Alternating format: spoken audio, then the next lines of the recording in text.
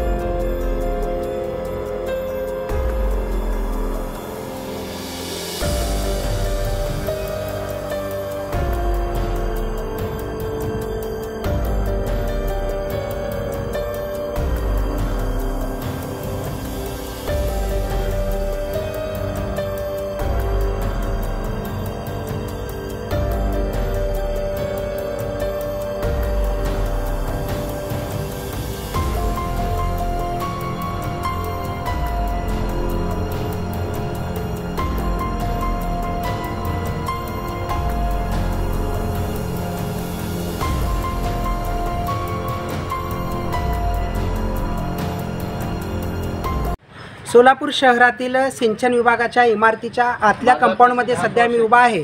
कृष्णा खोरे विकास महामंडळाच्या पुण्याच्या या कार्यालयामध्ये सोलापूरच्या आग लागलेली होती 1 तासाभरापूर्वी. इथं पाहू शकतो आपण की जुने रेकॉर्ड जळाल्याचं एकंदरीत माहिती अधिकाऱ्यांकडून देण्यात आलेली आहे. परंतु यापूर्वीही आम्ही लोकप्रधानच्या माध्यमातून तुम्हाला दाखवलेलं आहे की शासकीय कार्यालयामध्ये कशा पद्धतीने कचऱ्याची विल्हेवाट आग लावून जाळण्यात येत आहे आणि त्याचं प्रदूषण देखील करण्यात येत आहे. तसाच काहीसा प्रकार याही कार्यालयाच्या परिसरामध्ये घडत असल्याचं एकंदरीत पाहायला मिळालं आहे की या ठिकाणी आपण पाहू शकतो की कशा पद्धतीने कचऱ्याची विल्हेवाट आग लावून जाळण्यात येत असते आणि त्याची विल्हेवाट हे प्रदूषण करून करण्यात येत असते. त्याच कारणाने त्याच्यासमोर असलेल्या रेकॉर्ड रूमचं जिथं कागदपत्रे जुने ठेवण्यात येतात त्या ठिकाणी आज सकाळी 11:30 पावणे 12च्या सुमारास मोठी आग लागली. अग्निशमन विभागाच्या पथकाला याचं माहिती देण्यात आली. त्यानंतर होडगी रोड परिसरातील पहिली गाडी या ठिकाणी तात्काळ दाखल झाली आणि त्यांनी पहिला बंब फवारणी करून आग आटोक्यात आणली. त्यानंतर दुसरी गाडीसुद्धा या ठिकाणी दाखल झालेली आहे. एकंदरीत पाहता या कार्यालयाला जी आग लागलेली आहे ती याच ठिकाणी जे कचरा जाळण्याचा प्रकार घडतो त्यामुळेच आग लागल्याची शक्यता सध्या एकंदरीत आपल्याला ह्या परिस्थितीवरून दिसून येत आहे. या ठिकाणी असंच कहर की काय म्हणावं, पुन्हा कचरा जो असं वाळलेला आहे, झाडांचा जो पालापाचोळा असतो तो पुढं याच कंपाऊंडच्या लगत पूर्णपणे पुढं वाढत गेलेला आहे आणि त्या ठिकाणी आग सध्या धुसमत असल्याचं पाहायला मिळत आहे. त्याचमुळं ही आग लागलेली आहे. अशाच पद्धतीने अनेक शासकीय कार्यालयामध्ये कचरा जाळून त्याची विल्हेवाट लावण्यात येत असते, प्रदूषण करण्यात येत असते. एका बाजूला शासनाकडून सांगण्यात येतं की प्रदूषणमुक्त करण्यात यावं, कचरामुक्त करण्यात यावं, परंतु महापालिकेला याच्या घंटागाड्यांना सांगून किंवा एकंदरीत हा कचरा गोळा करून विल्हेवाट लावण्याऐवजी या ठिकाणी आग लावून तो कचरा विल्हेवाट लावण्याचा प्रकार घडल्याचं एकंदरीत पाहायला मिळत आहे. गफूर सौदागरसह इम्रान सगरी, सोलापूर. 25-30 वर्षापूर्वीचं जुनं रेकॉर्ड आहे. जे डिव्हिजन बंद झाले होते त्याचं रेकॉर्ड तिथं ठेवलेलं होतं. बाहेर कोणीतरी साफसफाई करत असताना काय झालं काय समजायला मानलं, कारणच काही समजत नाही, कशामुळे काय झालं समजत नाही. आणि काय फर्निचर जळालं, निरुपयोगी फर्निचर जळालं. तुमच्याकडे इथं आग लावण्याचं दिसतंय, अगोदर कचरा वगैरे जळतायत, पाठीमागं कचरा वगैरे जळत आहे. तुम्ही आता सांगितलं की सिगरेट वगैरे कोणी पितात का, त्यापेक्षा भयंकर प्रकार तर कचरा जाळण्याचा होत असतो इथं.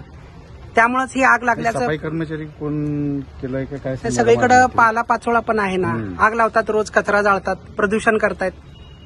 कोणाचंही लक्ष नाही का, काय नेमकं प्रकार आहे हा?